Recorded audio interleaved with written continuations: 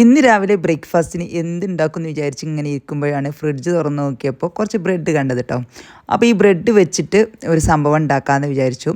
അപ്പോൾ അതിന് വേണ്ടിയിട്ട് ഞാൻ ബ്രെഡ് എടുത്ത് വെച്ചിട്ടുണ്ട്. ഇത് നമുക്കൊരു പാനിൽ കുറച്ച് ബട്ടറോ ഗീയോ ഇട്ടോ എടുത്തിട്ട് ഒന്ന് ടോസ്റ്റ് ചെയ്തെടുക്കണം കേട്ടോ.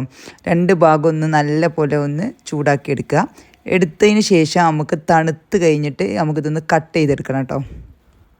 ഇതുപോലെ വെച്ചിട്ട് ഒരു ബ്രെഡ് 4 പീസായിട്ടാണ് കട്ട് ചെയ്തെടുക്കേണ്ടത് കേട്ടോ. അപ്പോൾ നമ്മൾ 8 സ്ലൈസ് ബ്രെഡാണ് എടുത്തിട്ടുള്ളത് കേട്ടോ. അപ്പോൾ ഇതുപോലെ നമുക്ക് മൊത്തത്തിലൊന്ന് കട്ട് ചെയ്തിട്ട് മാറ്റി വെക്കാം. ഇനി നമുക്ക് ഇതിലോട്ട് വേണ്ട മറ്റ് ഇൻഗ്രീഡിയൻസ് റെഡിയാക്കാം. ഒരു സവാളയുടെ പകുതി എടുത്തിട്ടുണ്ട്, ഒരു ക്യാപ്സിക്കത്തിൻ്റെ പകുതിയും ഒരു ചെറിയ തക്കാളിയും കട്ട് ചെയ്തെടുത്തിട്ടുണ്ട്. ഇനി നമുക്കൊരു ബൗളിൽ എടുത്തിട്ട് ഇതിലോട്ട് 4 മുട്ട പൊട്ടിച്ചൊഴിച്ച് കൊടുക്കുക. 8 സ്ലൈസ് ബ്രെഡിന് 4 മുട്ടയാണ് വേണ്ടത്. ഇനി നമുക്കിതിലോട്ട് എരിവിന് ആവശ്യമായ കുരുമുളക് പൊടിയും ചില്ലി ഫ്ലേക്സും, അതായത് ഉണക്കമുളക് ചതച്ചതും ആവശ്യത്തിനുള്ള ഉപ്പും കൂടി ചേർത്തിട്ട് നന്നായിട്ട് ബീറ്റ് ചെയ്തതിന് ശേഷം നമ്മൾ എടുത്ത് വെച്ച ബ്രെഡ് പീസസ് ഉണ്ടല്ലോ അത് ഇതിലോട്ട് ഇട്ടിട്ട് നന്നായിട്ടൊന്ന് മിക്സ് ചെയ്തെടുക്കുക.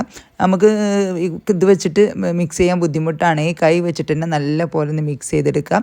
8 സ്ലൈസ് ബ്രെഡിന് 4 മുട്ട നല്ല പാകമായിരിക്കും. ഇനി ബ്രെഡ് വലുതാണെങ്കിൽ അപ്പോൾ ഒരു മുട്ടയും കൂടി ചേർത്ത് കൊടുത്താൽ മതി, 5 മുട്ട ആക്കി കൊടുത്താൽ മതി കേട്ടോ. ഒരു മീഡിയം സൈസ് സാധാരണ നമ്മൾ ഉപയോഗിക്കുന്ന ബ്രെഡാണെങ്കിൽ കറക്റ്റ് തന്നെ ആയിരിക്കും കേട്ടോ.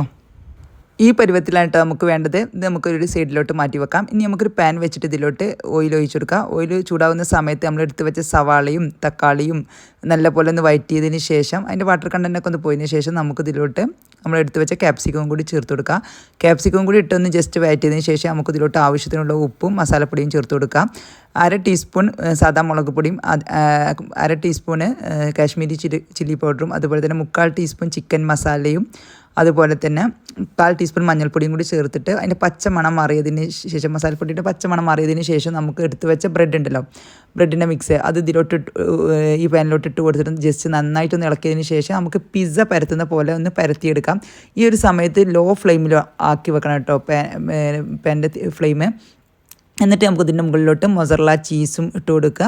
കുറച്ച് മല്ലിയിലും കൂടി ചേർത്ത് ഇട്ട് കൊടുത്തതിന് ശേഷം നമുക്കിത് അടച്ച് വെച്ചിട്ട് ലോ ഫ്ലെയിമിൽ വെച്ചിട്ട് ഒരു 15 മിനിറ്റ് ഒന്ന് വെച്ചാൽ മതി കേട്ടോ. പാനിൽ തന്നെ ഏറ്റവും ലോ ഫ്ലെയിമിൽ വെക്കണം കേട്ടോ. നമ്മൾ അത് മിക്സ് ചെയ്ത് ആ പരത്തി വെക്കുന്ന സമയത്ത് തന്നെ ലോ ഫ്ലെയിമിലോട്ട് വെക്കണം. ഇനി അടച്ച് വെച്ച് ഒരു 15 മിനിറ്റിന് ശേഷം നമ്മളിത് തുറന്നിട്ടുണ്ട്.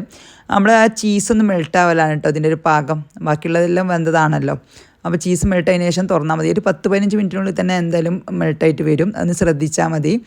ഇനി നമുക്കിത് കട്ട് ചെയ്തിട്ട് നമുക്ക് സെർവ് ചെയ്യാം. നല്ല ടേസ്റ്റാണ്. നമുക്ക് ബ്രേക്ക്ഫാസ്റ്റിനും ഡിന്നറിനും തയ്യാറാക്കാൻ പറ്റുന്ന നല്ല അടിപൊളി ഹെൽത്തി ആയിട്ടാണ്.